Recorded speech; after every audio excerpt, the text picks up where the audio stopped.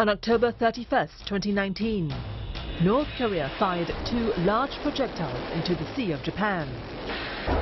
This latest provocative act by Pyongyang came hot on the heels of a submarine-launched ballistic missile test in early October.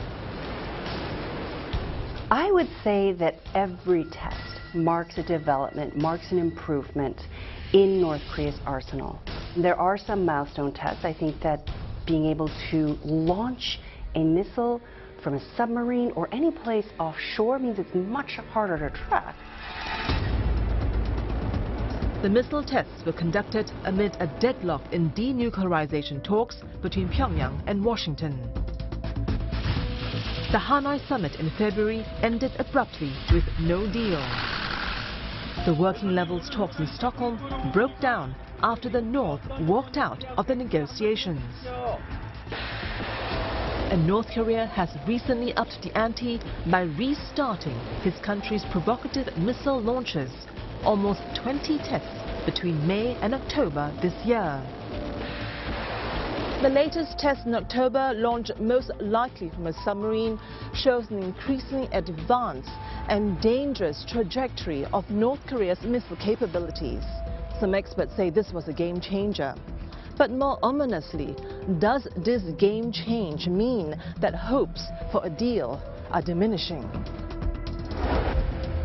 Does diplomacy still have a chance to succeed?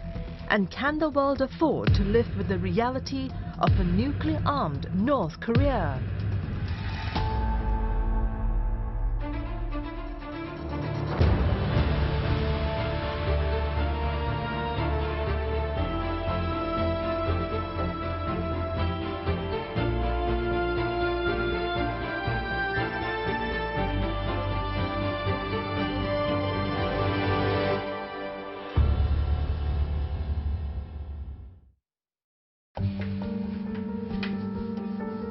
Age has not stemmed the pen of 87-year-old Yoo Jae-sik.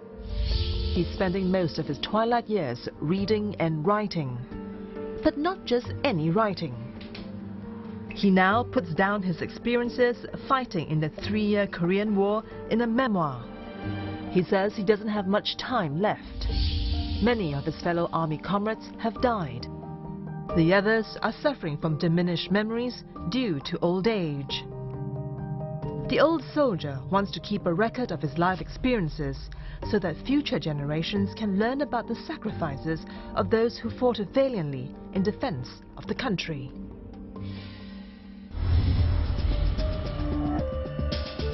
The Korean War lasted from 1950 to 1953, and an estimated 5 million people died, including 40,000 Americans.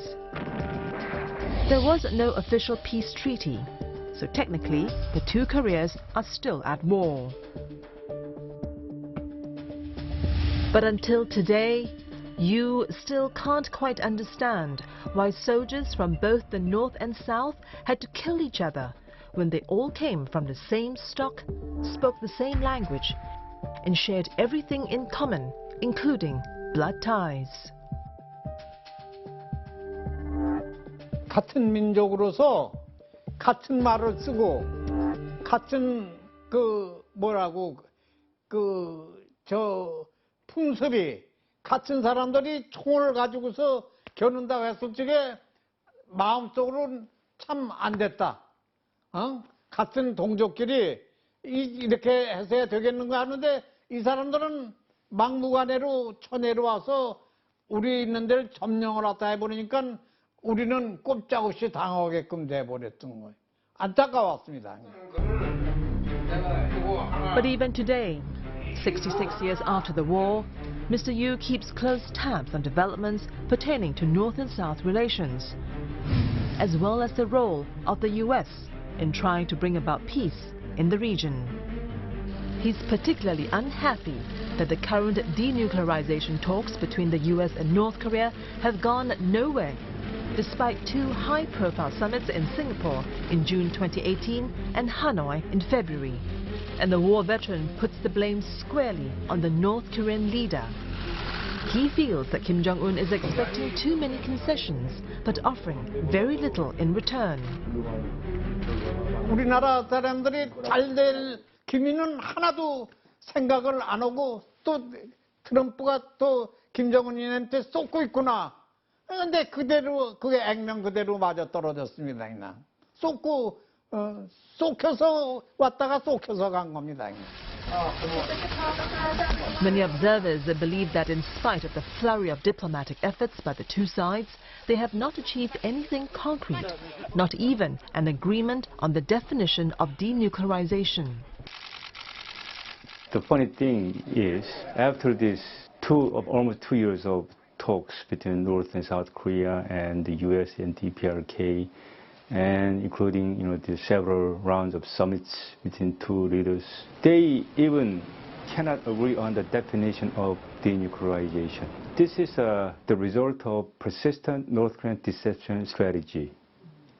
People not full understanding of what is North Korea's negotiating tactics in regard of this nuclear diplomacy.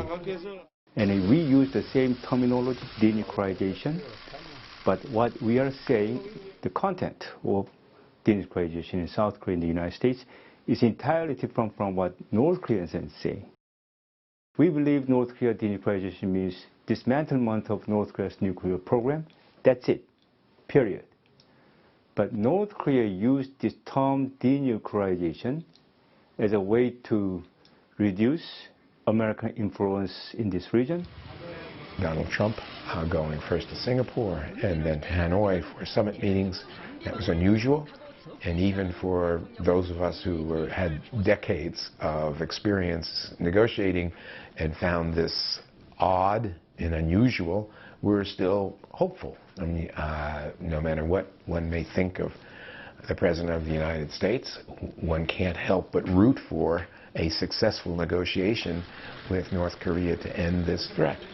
He has not yet ended this threat, and we don't appear to be on the verge of ending this threat.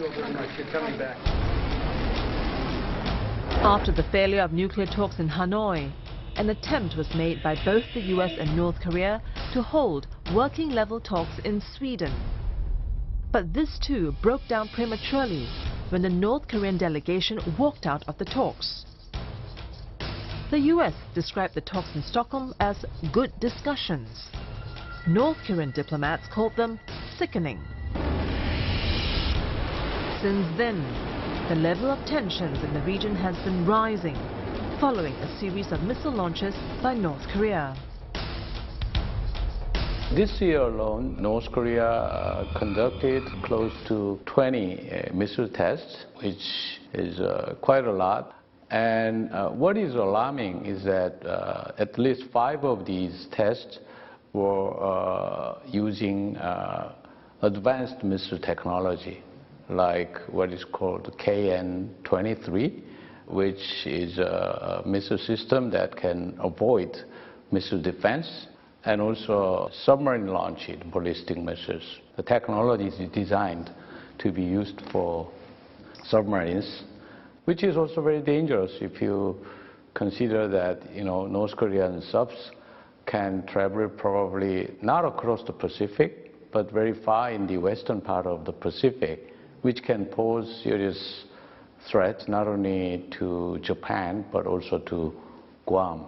We've seen a series of these ballistic missile tests from North Korea in an attempt, I believe, by Kim Jong Un to really put some pressure on the United States, to remind the United States and the U.S.'s regional partners that their program remains ready to go and that they're still building it, maintaining it, and testing it. Old tensions and provocations appear to be on the uptick yet again on the Korean peninsula. And it's not quite certain yet if the stalled negotiations can be revived. So who's to shoulder the blame when it comes to the breakdown in diplomacy? We cannot blame just one side, because as you remember, in Hanoi, the U.S. President Trump walked out, and in Sweden, North Koreans walked out. So obviously, we can assume that there is a gap between what North Koreans want from these talks and the United States want. According to Pyongyang, the fate of any future talks will depend on Washington's change of attitude. Observers see it as a strategy to pile pressure on the United States to come up with a much better offer so as to break the current deadlock. All of a sudden, the tables have turned in favor of the impoverished and isolated hermit kingdom as it squares off against the world's only superpower.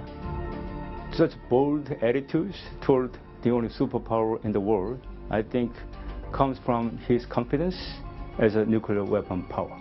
The nuclear capability, I think, provides enormous personal confidence. North Korea is the one calling the shots and making demands.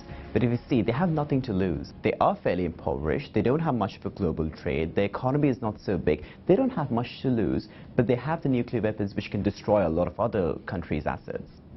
So they have the capacity to make the shots, set deadlines, whereas other countries around them can't exactly do that, because if they do go to war in a very extreme scenario, then the other countries are set to lose more. Whereas North Korea, well, the regime might topple down, but the country on its own will not lose much.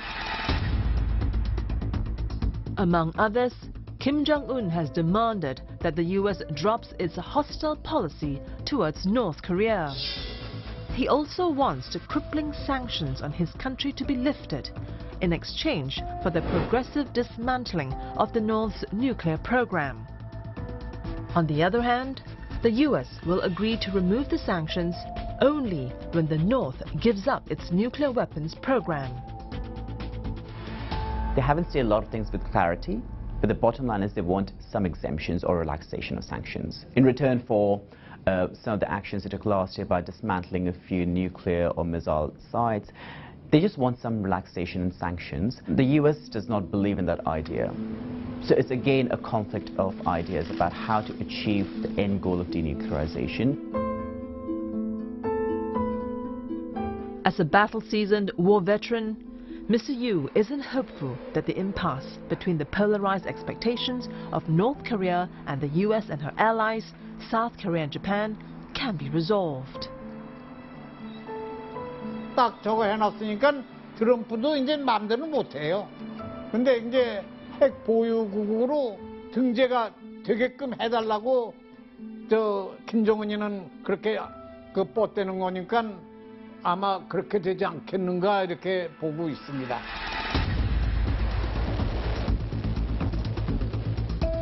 After two high-profile summits, no deal and very little results to show for, what's preventing Washington and Pyongyang from simply walking away? What's keeping hopes alive?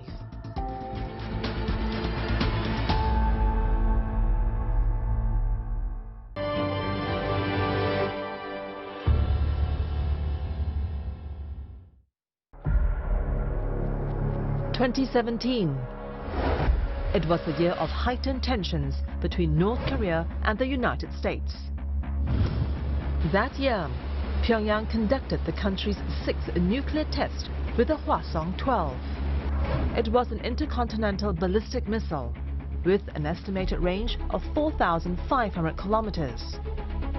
The US military base in the Pacific island of Guam was within its striking range.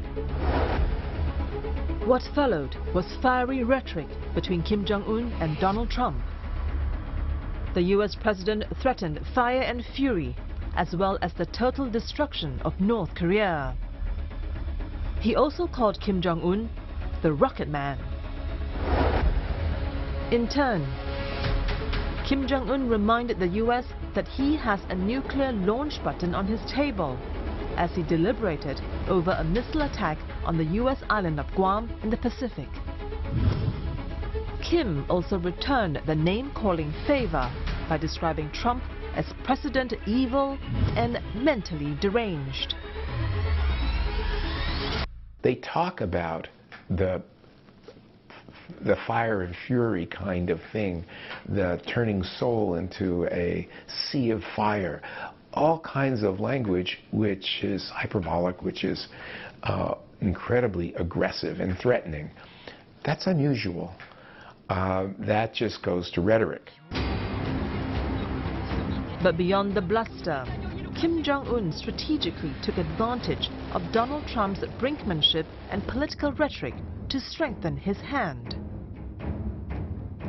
And when President Trump came out swinging, then Kim Jong Un used that to his advantage. You know, in order to justify spending so much money on nuclear weapons when you're a country that has so little, you need a threat. You need rhetoric. You need to have the President of the United States directly threatening you and your country. And that gives you the rationale and the justification to pour all that money. So it worked perfectly into the plan of action that Kim Jong Un had to test that, to get the testing to the point where it was a verifiable threat. And so I think he very strategically used the rhetoric, the fire and fury of 2017, the threats from President Trump, to perfect his program. But in a dramatic break from U.S. foreign policy, both President Donald Trump and Kim Jong Un met for a historic summit in Singapore to kickstart the process on the denuclearization of North Korea. It was also held against the backdrop of the much improved ties between North and South Korea, and that paved the way for the Trump-Kim summit in Singapore. In this administration, we have seen a dramatic shift from fire and fury the year of 2017 to a year of 2018 when we had the sometimes called too flippantly the love fest of Singapore and the engagement of the chairman and the president so personally.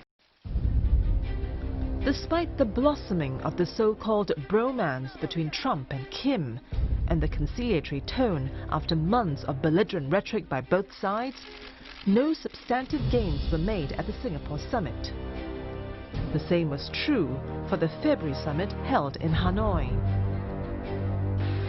Since May to October this year, North Korea has conducted close to 20 missile tests. South Korea and Japan have vehemently condemned these tests. Yet, their biggest military ally, the US, has been muted in its response towards Pyongyang's latest antics. What is most important for him is to maintain his achievement of becoming the first US president who ever met the leader of North Korea, and hopefully the first US president who achieves the resolution of the North Korean nuclear issue that has been around for 30 years and many previous US presidents was not able to resolve it. So that's why President Trump keeps saying that, you know, North Koreans are only testing short-range missiles. That's okay, that's standard, everyone does that. On the domestic front, Mr. Trump is also facing a bitterly divided Congress, and he's now looking at a possible impeachment trial. The Democrats have accused the president of abuse of power. They have alleged that Mr. Trump has pressured the Ukraine government to discredit former Democratic Vice President Joe Biden, a potential rival to the president in the upcoming 2020 U.S. elections.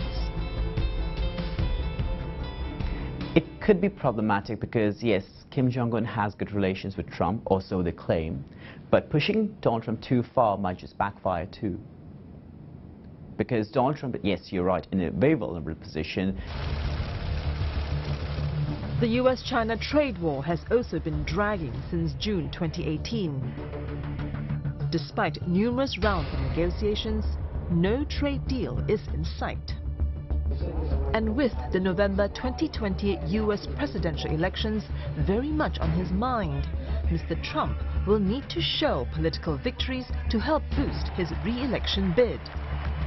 His vulnerability on the domestic front may impact his administration's handling of the North Korean issue. Here we are, folks. Here we are. President Trump's political vulnerability inside the United States is one of the reasons why North Koreans giving a deadline, year-end deadline to United States is not a good idea. It seems that President Trump doesn't have much of leeway in becoming flexible in terms of demanding North Korea's denuclearization. You know, if he does that, if he becomes flexible, then he will be faced with more criticism inside the United States. So he cannot afford to do that. But what North Korea seems to want from this year-end deadline seems to be that, you know, U.S. should be more flexible about easing sanctions even before North Koreans get around to denuclearization, which is a very difficult demand, I think. After the Korean War in 1953 to about the mid-1970s, North Korea and South Korea had about the same GDP. But since then, Pyongyang's economy has remained close, stuck in time, and backwards.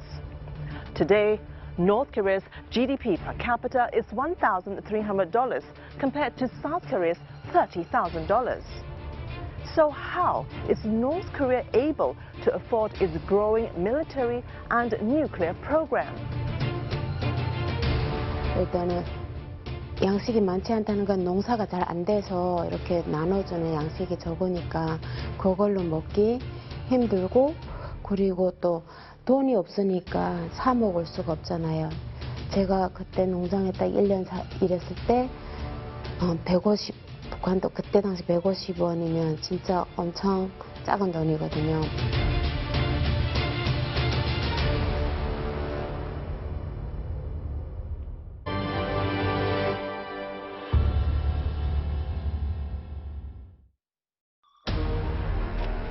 The period from 1994 to 1998 was one of the darkest chapters in North Korean history. A deadly famine ravaged the country in ways that no one could have imagined. Economic mismanagement by the North Korean regime, coupled with a series of floods and droughts, destroyed 330,000 hectares of farmlands, including 1.9 million tons of grain. And that led to mass starvation and deaths. It was estimated that between 250,000 and 3.5 million North Koreans died during those years. 38-year-old Hannah was born in North Korea before she eventually defected to the South in 2000. She enjoyed a normal childhood at the beginning, especially during her growing up years, living together with her parents and 2 siblings. 근데 어렸을 때 아빠랑 살 때는 그래도 괜찮게 살았어요. 뭐 그때는 미군급이다, 뭐 신용엽다 이런 것보다는 엄마랑 하고 살 때도 일단은 배고픈 기억은 없었어요. 항상 이렇게 나눠주면서 꺼주면서 살았던 기억이 나고요. 그 1년 양식을 이렇게 나눠주면 그걸 먹으면서 봄에 또 심고 이렇게 1년이 풍성한 양식이 있어야 그 다음 해 채소 심고 곡식이 날 때까지 먹고 살아야 되는데, 일단은 저희가 이렇게 1년 동안 농사를 지어도 그 농사를 분배해주는 양식이 많지가 않아요. But things took a drastic turn for the worse in 1996. All of a sudden, her whole life turned upside down. She was 15 years old then. 양식이 많지 않다는 건 농사가 잘 안 돼서 이렇게 나눠주는 양식이 적으니까 그걸로 먹기 힘들고, 그리고 또 돈이 없으니까 사 먹을 수가 없잖아요.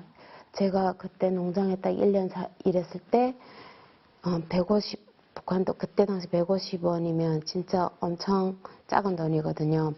그래가지고 돈이 없고 사 먹을 수가 없고, 그리고 식량을 이렇게 또 그 다음에 그 씨앗을 남겨야 되잖아요. 근데 씨앗이 먹을 게 없으니까 씨앗까지 먹다 보니까 그 이듬해에 씨앗을 많이 또 심지, 그러니까 가정에 개인 밭에는 심지 못할 수도 있고 그런 상황들이 많았던 거. 일단 그 가을에는 풍성하지만 요 가을 지나서 겨울까지는 괜찮아요. 그럼 봄부터 먹을 것이 없어지는 거죠.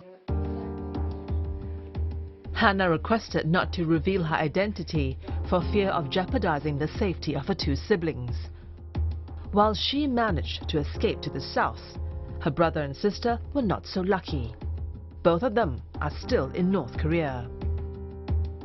가족이 있잖아요. 거기에 내 동생이 있고, 그리고 북한에서 만약에 마음만 먹는다면 내 하나쯤은 이렇게 할 수도 있는 일이지만, 근데 제가 뭐 그렇게 중요한 인물도 아니고 제 생각이에요. 근데 정확하지는 않지만, 근데 만약에 제가 한국에서 와서 이렇게 사는 거를 거기서 하면 저 동생 앞날이 그 집안이 뭐 격리 대상이 된다고 해야 되나? 아니면 막 이렇게 추방, 그러니까 얘가 사는 지방에서 이렇게 정치범 수용소 이런 데는 안 가더라도 시골 같은 데 추방시키거나 그런 상황들이 있죠. 그러니까 만약 얘네가 그냥 반동분자 집안이 되는 거예요. Life is never easy in the north, according to Hannah. Even today, North Korea is categorized as a low-income economy. Its GDP per capita is only $1,300. That's a far cry from the $30,000 GDP per capita that her richer neighbor, South Korea, currently enjoys. Well, there are a lot of observations about the status of North Korean economy, and most of them are not very good. WFP, World Food Program, said, you know, North Korea probably had a bad harvest this year. That means more shortage on their food. So North Korea has serious food insecurity, and also the North Korean money's exchange rate is losing its value against U.S. dollars, which means the sanctions are, you know, taking tolls. And so considering all of these, I think North Korea would probably be more desperate about lifting or easing the sanctions. And especially when a substantial 25% of the country's GDP is spent on the country's weapons development program. Given the bad shape of the North Korean economy, it's surprising to see how Pyongyang is able to mobilize its financial resources towards this end. How does he do it? And where is the money coming from? As a nation, if you sacrifice certain sector of economy, it won't be difficult to develop nuclear weapons or ballistic missiles, I think. But still, you know, those ordinary citizens in North Korea, they have to sacrifice for this building of missile capabilities. And currently, you know, in addition to these expenses, they're under very severe economic sanctions from the United Nations and other Western countries. So definitely, North Korean economy is pretty bad shape.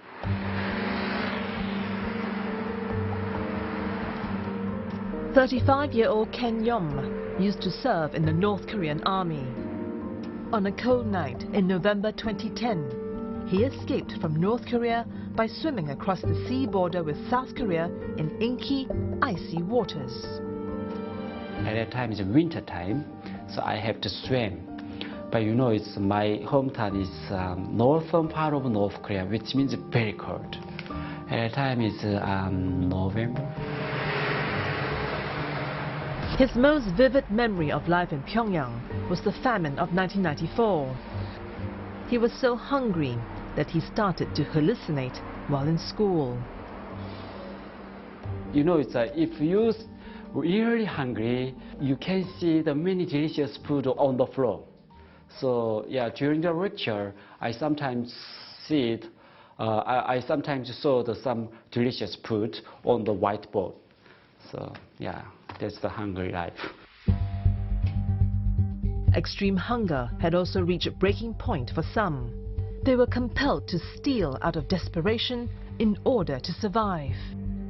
Ken saw with his own eyes what happened to his classmate's father during the time when food was scarce.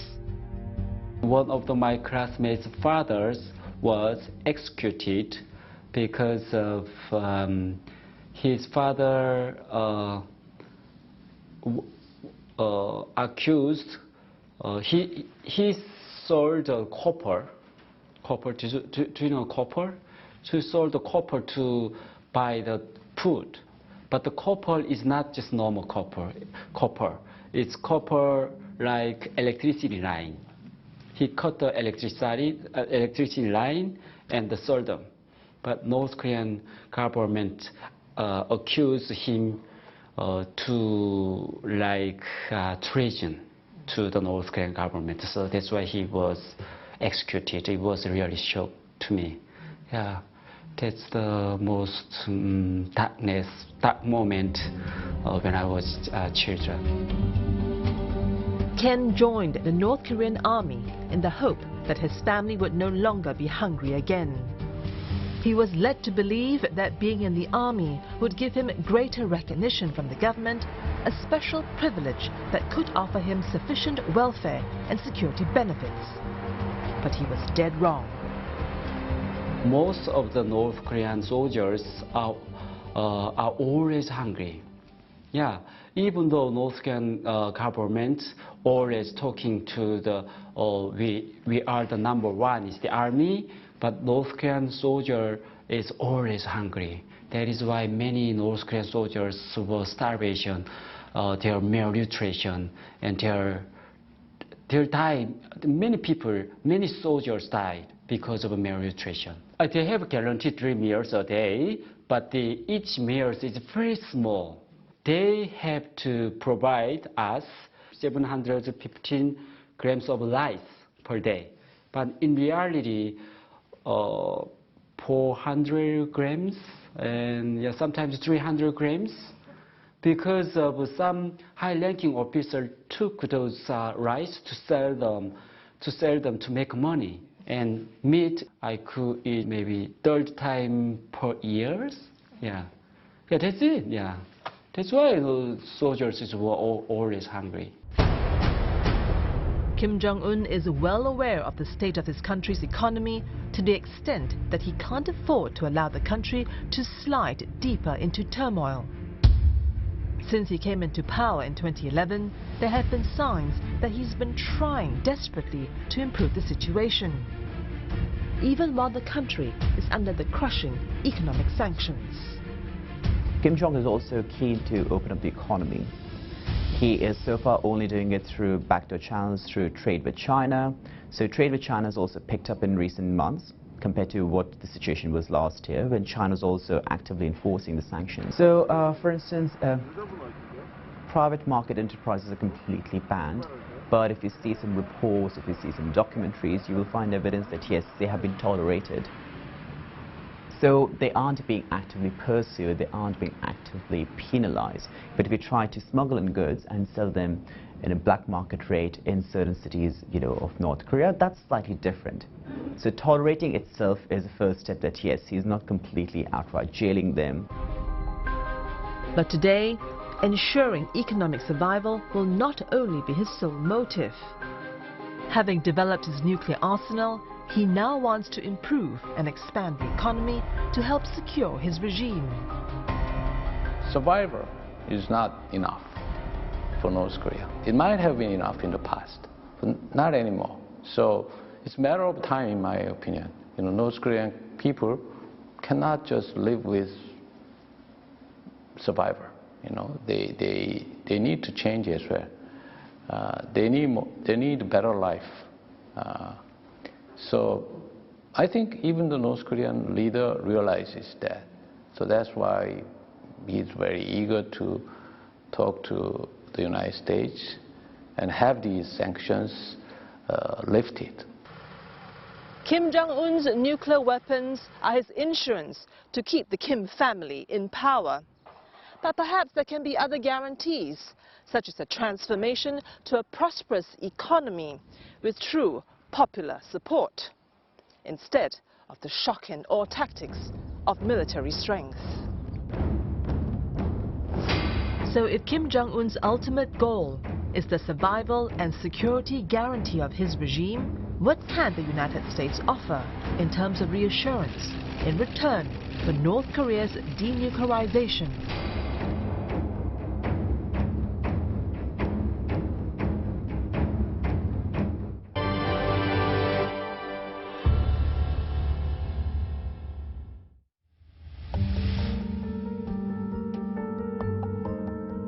This barbed wire ring fences Imjinggak, the last village on the border between North and South Korea. These are prayer ribbons of those who hope for peace and unification between the two Koreas. Yet 80% of South Koreans believe that Kim Jong Un would never give up his nuclear weapons. Why would he when they are his only bargaining chip, the only leverage he has to bring to diplomatic talks? If so, how then do we live with the inevitable reality of a nuclear-armed North Korea?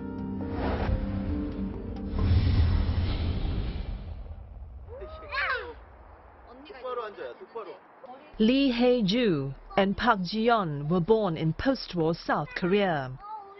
The young couple, both in their 30s, have never experienced war and have only heard about the horrors of the Korean War through their parents. But that does not take away their dream of a unification between the two Koreas. 개인적인 입장에서는 아버님을 뵀을 때 그 전쟁 시기에 태어나셨기 때문에 많은 얘기를 듣고 자랐기 때문에 그때 그 당시에 엄청 어렵고 힘들었던 시절을 너무 잘 알고 있고요. 얘기도 많이 들었으니까 하루빨리 당연히 통일이 돼야 된다고 생각을 하는데 학교에서 워낙 통일에 대한 희망적인 메시지를 많이 줘요. 교육 과정에서 그렇죠. 그렇기 때문에 통일에 대한 기대감이나 희망은 계속 마음속에 있는 것 같아요. 그래서 지금 방금 설명한 대로 분단 국가이지만 그 분단 국가이기 때문에 통일에 대한 희망적인 그런 기대와 그런 거는 항상 계속 가지고 있고 그렇게 성장하고 있는 것 같아요. 저희 아이들한테도 그렇게 가르치고 있고. However, hopes of unification are fading fast in the minds of the younger generation of South Koreans. Even Lee and his wife Ji-yeon are beginning to see that. They simply find it very hard to believe that the North Korean leader Kim Jong Un will ever give up his nuclear weapons. Lee feels that the weapons are just way too valuable for Kim Jong Un. Giving up the nuclear weapons program, he says, will be counterproductive to the regime's survival. 북한의 비핵화는 일단 주위 사람들을 봤을 때 비핵화를 된다고 절대 생각을 하진 않아요, 요즘에는. 왜냐하면 마지막으로 갖고 있을 수 있는 무기가 북한에서는 핵밖에 없기 때문에 핵을 포기한다면 북한은 이제 공산주의 체제가 무너지는 상황이랑 같은 상황이 될 수밖에 없거든요. Lee is not alone. This thinking is also shared by 87-year-old war veteran Yoo Jae-sik. He's among many South Koreans who have very little trust in the North Korean leader, despite all the fanfare associated with the denuclearization talks with the US. 비핵화되는 거는 아주 제 생각에는 그게 안 된다고 생각을 했다는 겁니다. 그냥. 왜냐하면 김정은이 그거 놨다가는 자기 그 아무것도 안 되니까 그러니까 핵은 죽을 때까지 쥐고 있고. 8 out of 10 South Koreans, ordinary citizens, won't believe Kim Jong Un will give up nuclear weapons. So they begin to realize nuclear-armed North Korea is a lifetime threat to us for their daily lives. So they have some sense of emergency, and we need to do something to deal with this, threats. It's the only leverage and bargaining chip they have, which is the reason I believe that there can't be any denuclearization. The moment they give it up, they won't see any leverage that they have in any talks and negotiations. The stakes are so high for North Korea, and so they're going to dig in. This is all they have. It's not going to be easy to convince them to give it up. If giving up his nuclear weapons is not an option, what really is the alternative? What else can be done to persuade the North Korean regime to relinquish its nukes? Or will Kim Jong Un simply walk away from the talks completely and leave the prospect of denuclearization unrealized? I don't see signs that North Korea's or that Kim Jong Un is ready to give up on these negotiations. They're very important for him. He promised his country that he would have some sort of deal with the United States. But what we're going to see him do is trying to improve his position, improve his hand, create a kind of pressure, create an environment that will compel President Trump to step in and force his team to make some concessions. And he's also trying to pressure South Korea right now, Kim Jong Un. He's trying to pressure South Korea by threatening South Korea that unless they try to intervene or unless they try to break with the United States, that they could suffer the consequences of a damaging relationship with North Korea. So we're going to see Kim Jong Un putting the pressure on all the partners in the region to try to improve his hand at any future negotiations. My hope would be that the U.S. has learned that it is not a winning strategy to insist that the North Korean government adopt a completely concessionary approach, that they give up their nuclear weapons program.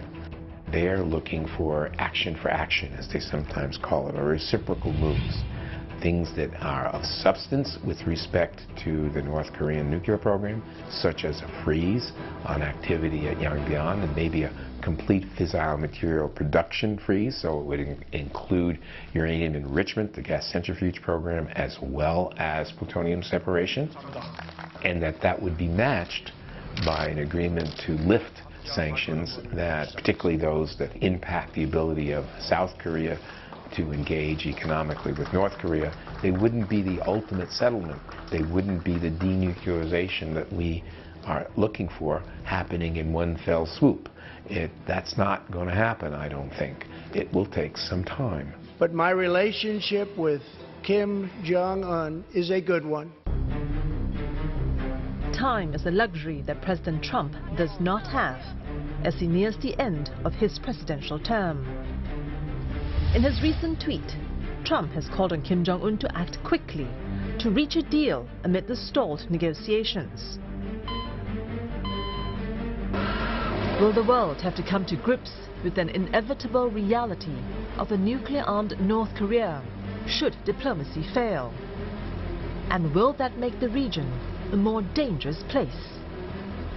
Unfortunately, yes. If you think of even bigger countries like India and Pakistan being slightly less careful, you could see some major risk of, nuclear fallout there too. Technically, they just have to manage the risks. You can't go into North Korea and take this nuclear weapons free. That's obviously not happening either. You have to live with that risk because you had that risk during the Cold War too. Oh, come on. North Korea is a reality in Korea. We are under North Korean nuclear monopoly, and our people is virtual hostage. I don't think it's a mystery about what it's like to be in range of a North Korean capability. But please remember that for decades and decades, the United States and all of Europe were in range of Soviet missiles. And at the height of the Cold War, the Soviet Union had over 30,000 nuclear weapons. So did the United States.